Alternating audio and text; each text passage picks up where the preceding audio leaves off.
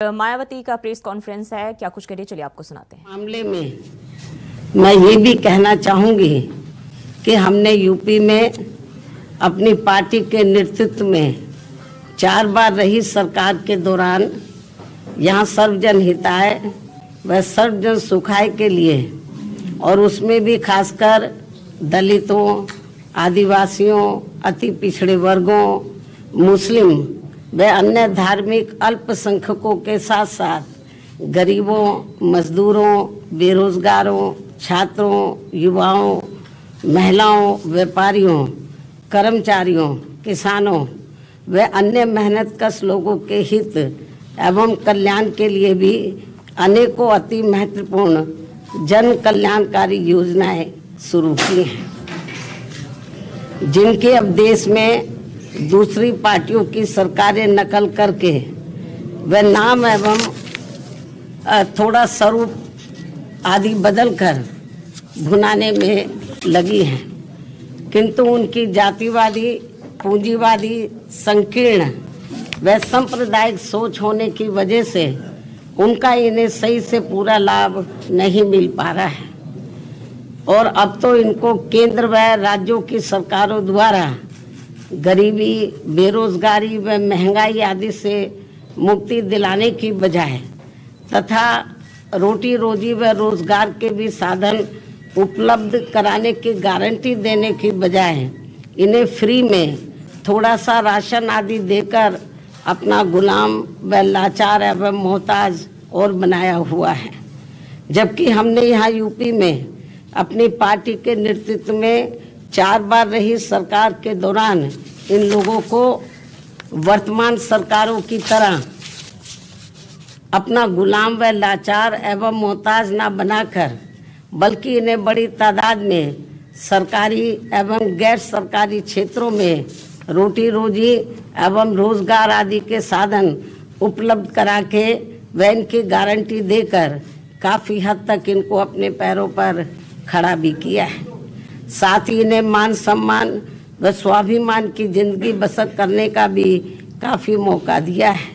जो वर्तमान में हमें कहीं पर भी होता हुआ नजर नहीं आ रहा है। और अब पिछले कुछ वर्षों से केंद्र व राज्यों की भी सरकारों द्वारा अपने इन सब कमियों पर पर्दा डालने के लिए जिस प्रकार से धर्म व संस्कृति की आड़ में राजनीति की जा रही है, तो उससे अपने देश का संविधान एवं लोकतंत्र मजबूत नहीं बल्कि कमजोरी होगा। ऐसी स्थिति में आज मैं अपने जन्मदिन के खास मौके पर व मीडिया के जरिए इन सभी दुखी एवं पीड़ित लोगों से व विशेषकर बहुजन समाज के सभी वर्गों से, अर्थात दलितों, आदिवासियों, अति पिछड़े वर्गों, मुस्लिम व अन्य धार्मिक अल्पसंख्यक समाज के लोगों से ये कहना चाहूँगी कि वे अपनी रोटी रोजी व रोजगार आदि के लिए तथा मान सम्मान एवं स्वाभिमान की जिंदगी बसर करने व अपनी वर्तमान एवं आगे आने वाली पीढ़ी की बेहतरी के लिए भी अपने संतों, गुरुओं व महापुरुषों में भी खासकर महात्मा ज्योतिबा फूले, श्री छत्रपति शाहू जी महाराज, श्री नारायण गुरु, परम पूज्य बाबा साहब डॉक्टर भीमराव अंबेडकर एवं मान्यवर श्री कांशीराम जी आदि के बताए हुए रास्तों पर चलकर अपनी एकमात्र हितैषी पार्टी बीएसपी को हर मामले में जरूर मजबूत बनाना है, तथा जिनके हित व कल्याण के लिए मैंने अपनी पूरी जिंदगी भी समर्पित की है। साथ ही केंद्र व राज्यों की भी सत्ता खुद अपने हाथों में लेकर बाबा साहब डॉक्टर भीमराव अंबेडकर द्वारा निर्मित संविधान में दिए गए संवैधानिक कानूनी अधिकारों का भी सही से पूरा लाभ लें, तभी फिर वास्तव में इन वर्गों के लोग अपनी खुशहाल जिंदगी व्यतीत कर सकते हैं। और ये सब हमने उत्तर प्रदेश में अपनी सरकार के समय में काफ़ी कुछ करके भी दिखाया है, जबकि कांग्रेस, बीजेपी व इनकी सभी सहयोगी पार्टियां भी जिनकी सोच, सिद्धांत एवं कार्यशैली पूर्ण रूप से जातिवादी, पूंजीवादी, संकीर्ण, सांप्रदायिक व सामंतवादी भी है, ऐसी ये पार्टियां सत्ता में बने रहकर इनको कभी भी अपने पैरों पर खड़े होते हुए देखना नहीं चाहती हैं। ऐसे में फिर इन सभी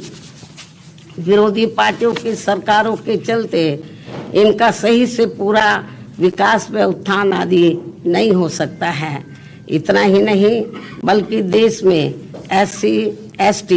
व OBC वर्गों के लोगों को सरकारी नौकरियों एवं अन्य और क्षेत्रों में भी आरक्षण दिए जाने की संविधान में जो व्यवस्था की गई है, तो उनका भी अब इन विरोधी पार्टियों की रही सरकारों में इन्हें पूरा लाभ नहीं मिल पा रहा है तथा अन्य और मामलों में भी इनकी लगभग यही खराब व दयनीय स्थिति बनी हुई है। इसलिए इन सब बातों को ध्यान में रखकर देश में गरीबों, मजदूरों, बेरोजगारों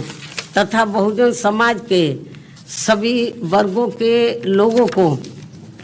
BSP से जुड़ना तथा इन्हें फिर सत्ता तक पहुंचना बहुत जरूरी है। किंतु इन्हें यहाँ ये बात भी जरूर ध्यान में रखकर चलना होगा कि ये लोग अपने इस मकसद में कामयाब ना हो सके तो उसके लिए यहाँ सभी विरोधी पार्टियां अंदर अंदर एक होकर व किस्म किस्म के साम दाम दंड भेद आदि अनेकों हथकंडे इस्तेमाल करके इन्हें हमेशा सत्ता से दूर बनाए रखना चाहती हैं, जिनसे इन्हें हर स्तर पर सावधान रहना होगा तथा गुमराह भी नहीं होना है। और इस मामले में ताज़ा उदाहरण ये है कि अभी हाल ही में विपक्ष के इंडिया गठबंधन को लेकर जिस प्रकार से सपा मुखिया ने एक सोची समझी रणनीति के तहत BSP के लोगों को गुमराह करने के उद्देश्य से कुछ ही घंटों के अंदर BSP प्रमुख के प्रति गिरगिट की तरह अपना रंग बदला है, तो उससे भी पार्टी के लोगों को जरूर सावधान रहना है। इसके साथ ही पिछले महीने पार्टी की ऑल इंडिया की बैठक में आम सहमति से श्री आकाश आनंद को मैंने अपना एकमात्र उत्तराधिकारी घोषित किया था। तो उसके बाद से बीच में अब मीडिया में ये भी फर्जी व गलत खबरें प्रचारित की जा रही हैं कि ऐसा लगता है कि अब BSP प्रमुख जल्दी ही राजनीति से संन्यास लेने वाली है, जिसमें रत्ती भर भी सच्चाई नहीं है। जबकि मेरी जिंदगी का आखिरी सांस भी पार्टी को मजबूत बनाने में ही लगा रहेगा। इस किस्म की फर्जी व गलत खबरों से भी पार्टी के लोगों को गुमराह नहीं होना है। और अब तो चुनावों में EVM में अधिकांश धांधली व गड़बड़ी किए जाने की मिल रही खबरों से भी BSP के लोग भी काफी ज्यादा दुखी व चिंतित भी हैं। हालांकि ऐसी स्थिति में ये व्यवस्था बाहरी देशों की तरह कभी भी यहाँ खत्म हो सकती है। ऐसे में अपनी पूरी ऊर्जा से पार्टी को मजबूत बनाने में लगे रहना है। अपनी पार्टी के लोगों को ऐसे में अपनी पूरी ऊर्जा से पार्टी को मजबूत बनाने में लगे रहना है। और यदि पार्टी के लोग इन सभी हालातों का मुकाबला करके अपनी पूरी ईमानदारी व निष्ठा से आगे बढ़ने की पहल करते हैं तो फिर हमारी पार्टी जरूर आगे बढ़ेगी। इसी भरोसे के साथ ही अब मैं अपने जन्मदिन के शुभ अवसर पर अपनी पार्टी व मूवमेंट के हित में हर वर्ष की तरह इस वर्ष भी मेरी लिखित पुस्तक मेरा संघर्ष में जीवन एवं BSP मूवमेंट का सफरनामा के 19वें हिंदी एवं अंग्रेजी संस्करण का विमोचन भी करती हूँ। और ये पुस्तक खासकर वर्तमान युवा पीढ़ी व पार्टी में नए जुड़े लोगों के साथ साथ आगे आने वाली पीढ़ी के लिए भी उनका एक उज्जवल एवं बेहतरीन मार्गदर्शक बनने का काम करेगी, जिससे मैं हर वर्ष इस पुस्तक के जरिए आज के ही दिन अपने लोगों को ये खास तोहफा भी देती हूँ। और अब मैं इस अति महत्वपूर्ण पुस्तक का विमोचन करने से पहले पार्टी के लोगों से ये भी अनुरोध करती हूँ कि अब देश में लोकसभा के आम चुनाव होने का भी समय बहुत कम ही रह गया है। और यदि इस चुनाव में पार्टी के लोग मेरे दिशा निर्देशों के मुताबिक चलकर व रात दिन कड़ी मेहनत करके अपनी पार्टी का बेहतर रिजल्ट ले आते हैं तो फिर यही इनका इस वर्ष मेरे जन्मदिन का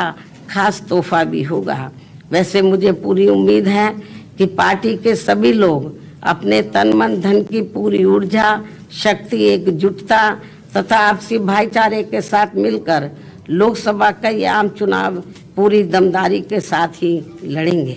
और केंद्र की सत्ता में अपनी प्रभावी भागीदारी भी सुनिश्चित करेंगे। इसके साथ ही इस चुनाव को लेकर यहाँ मैं ये बात भी फिर से स्पष्ट कर देना चाहती हूँ कि हमारी पार्टी देश में जल्दी ही घोषित होने वाले लोकसभा के ये आम चुनाव यहाँ गरीबों एवं उपेक्षित वर्गों में से विशेषकर दलितों, आदिवासियों, अति पिछड़े वर्गों, मुस्लिम व अन्य धार्मिक अल्पसंख्यक समाज के लोगों के बलबूते पर ही पूरी तैयारी व दमदारी के साथ अकेले ही लड़ेगी। और इन्हीं के बलबूते पर ही हमने सन 2007 में यहाँ आबादी के हिसाब से देश के सबसे बड़े प्रदेश उत्तर प्रदेश में अकेले ही चुनाव लड़कर फिर अपनी पार्टी की पूर्ण बहुमत की सरकार भी बनाई थी। इसलिए अपने इस अनुभव को भी खास ध्यान में रखकर हमारी पार्टी लोकसभा के ये आम चुनाव अकेले ही लड़ेगी तथा देश की जातिवादी, पूंजीवादी, संकीर्ण व सांप्रदायिक सोच रखने वाली सभी विरोधी पार्टियों से अपनी दूरी बना के रखेगी। अर्थात हमारी पार्टी यहाँ किसी भी गठबंधन व पार्टी के साथ मिलकर ये चुनाव नहीं लड़ेगी। इसके साथ ही यदि ये चुनाव सन 2007 में यूपी विधानसभा के हुए आम चुनाव की तरह फ्री एंड फेयर होता है, जिसमें उस समय ईवीएम में कोई भी धांधली व गड़बड़ी आदि नहीं की गई थी, तो फिर इस बार हमारी पार्टी लोकसभा के आम चुनाव अकेले ही लड़कर अपना बेहतर रिजल्ट जरूर लाएगी। यहाँ मैं ये भी कहना चाहूँगी कि हमारी पार्टी गठबंधन न करके अकेले ही चुनाव इसलिए लड़ती है क्योंकि इस पार्टी का सर्वोच्च नेतृत्व एक दलित के हाथ में है, जिनके प्रति अधिकांश पार्टियों की जातिवादी मानसिकता अभी तक भी नहीं बदली है। यही मुख्य वजह है कि गठबंधन करके चुनाव लड़ने में बीएसपी का वोट तो गठबंधन से जुड़ी पार्टी को पूरा चला जाता है, लेकिन उनका अपना बेस वोट वह विशेषकर अपर कास्ट समाज का वोट बीएसपी को ट्रांसफर नहीं हो पाता है। और इसके कुछ खास उदाहरण ये हैं कि यहाँ यूपी में सन 1993 में हुए विधानसभा के आम चुनाव सपा से गठबंधन करके लड़ने से बीएसपी की केवल 67 सीटें ही जीत कर आई थी, जबकि सपा को इसका ज़्यादा लाभ पहुंचा था। उसके बाद सन 1996 में बीएसपी ने यूपी में हुए विधानसभा का आम चुनाव कांग्रेस पार्टी से गठबंधन करके लड़ा था, जिसमें पार्टी की केवल 67 सीटें ही जीत कर आई थी और इस चुनाव में भी कांग्रेस पार्टी को ही ज़्यादा फायदा हुआ था। तो तब फिर बीएसपी ने यहाँ सन 2002 में विधानसभा के हुए आम चुनाव अकेले ही लड़ा था, जिसमें पार्टी की पहली बार यहाँ 67 से बढ़कर लगभग 100 सीटें जीत कर आई थी, जिसमें 2 हमारे विधायक सिंबल ना मिलने की वजह से समय से इंडिपेंडेंट जीत कर आए थे। उसके बाद सन 2007 में यूपी में विधानसभा के हुए आम चुनाव में बीएसपी ने फिर से अकेले चुनाव लड़कर यहाँ अपनी पूर्ण बहुमत की सरकार भी बना ली थी, जबकि उस समय ये चुनाव ईवीएम से ही हुआ था, जिसमें शुरू में कोई धांधली व बेईमानी आदि नहीं हो पाई थी। साथ ही यहाँ लोकसभा आम चुनाव में व देश के अन्य राज्यों में भी अकेले चुनाव लड़कर खासकर वोट प्रतिशत के हिसाब से पार्टी की काफी अच्छी स्थिति रही है। लेकिन पिछले कुछ वर्षों से अब हर चुनाव में ईवीएम में काफी धांधली व बेईमानी आदि हो रही है। ऐसी ये आम धारणा है, जिसकी खास वजह से अब हमारी पार्टी को भी यूपी सहित पूरे देश में काफी कुछ नुकसान हो रहा है। जबकि इसके बावजूद भी हमारी पार्टी ये सोचकर देश में सभी चुनाव पूरी तैयारी व दमदारी के साथ लड़ती है कि पता नहीं कब ईवीएम में धांधली व बेईमानी आदि करने वालों का सिस्टम फेल हो जाए, तो तब फिर संबंधित चुनाव में सही रिजल्ट आ सकता है। हालांकि अब ईवीएम के विरोध में काफी आवाजें भी उठने लगी हैं। ऐसे में ये सिस्टम कभी भी खत्म हो सकता है या फिर इसमें कुछ परिवर्तन भी किए जा सकते हैं। इसलिए हमें पार्टी के जनाधार को बढ़ाते रहना बहुत जरूरी है। हमारी पार्टी के लोगों को अपनी पार्टी के जनाधार को बढ़ाते रहना बहुत जरूरी है। साथ ही गठबंधन को लेकर खासकर मैं गठबंधन के बारे में बताना चाहती हूँ। साथ ही गठबंधन को लेकर पार्टी का ये भी मानना है कि इस मामले में अभी तक का अधिकांश अनुभव यही रहा है कि गठबंधन करके चुनाव लड़ने से हमारी पार्टी को फायदा कम व नुकसान ज्यादा होता है तथा इससे पार्टी का वोट प्रतिशत भी कम हो जाता है और फिर बीएसपी से गठबंधन करने वाली पार्टी को पूरा फायदा पहुंच जाता है। यही मुख्य वजह है कि देश में अधिकांश पार्टियां बीएसपी से गठबंधन करके चुनाव लड़ना चाहती हैं, जबकि हमें बीएसपी के हित को भी देखना बहुत जरूरी है, जिसे मद्देनजर रखते हुए अब बीएसपी के लिए पार्टी व मूवमेंट के हित में अकेले ही चुनाव लड़ना ज्यादा बेहतर होगा। लेकिन अब किसी भी चुनाव के बाद हमारी पार्टी खासकर कमजोर एवं उपेक्षित वर्गों के हितों में केंद्र व राज्यों की सही बनी सरकारों में व उनकी जरूरत को ध्यान में रखकर अपनी उचित भागीदारी के आधार पर शामिल भी हो सकती है। लेकिन चुनाव मिलकर नहीं लड़ेगी। चुनाव के बाद का मैं आपको बता रही हूँ, क्योंकि ऐसे में अब पूर्व की तरह पार्टी बाहर से फ्री में समर्थन देने वाली नहीं, ताकि अपने लोगों के हितों में कुछ जरूरी कार्य होते रहे। संक्षिप्त में मेरा यही कहना है कि हमारी पार्टी अब देश में जल्दी ही होने वाले लोकसभा के आम चुनाव अकेले ही लड़ेगी, अर्थात किसी भी पार्टी व गठबंधन के साथ मिलकर ये चुनाव नहीं लड़ेगी। इन्हीं जरूरी बातों के साथ ही अब मैं अपनी पुस्तक का विमोचन करती हूँ।